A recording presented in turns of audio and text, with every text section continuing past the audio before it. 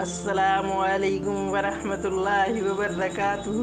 حکیم بن حزام رضی اللہ عنہ نے انہیں بتایا کہ انہوں نے رسول اللہ صلی اللہ علیہ وسلم سے عرض کی، اللہ کے رسول، آپ ان اعمال کے بارے میں کیا فرماتے ہیں جو میں جاہلیت کے دور میں اللہ کی عبادت کے طور پر کیا کرتا تھا، یعنی صدقہ و خیرات، غلاموں کو آزاد کرنا اور صلح رحمی، کیا ان کا اجر ہوگا؟ رسول اللہ صلی اللہ علیہ وسلم نے فرمایا،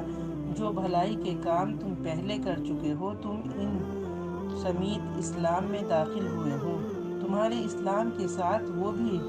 شرف قبولیت حاصل کر چکے ہیں کیونکہ وہ بھی شہادتین کی تصدیق کرتے ہیں۔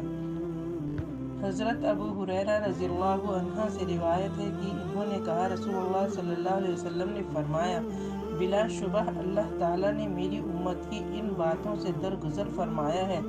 جو وہ دل میں اپنے آپ سے کریں جب تک وہ ان کو زبان پر نہ لائیں یا ان پر عمل نہ کریں۔ اے اللہ تعالیٰ ہماری تمام پریشانیوں کو دور کر دے اور ہمیں ذہنی سکون عطا فرما، آمین یا رب العالمین۔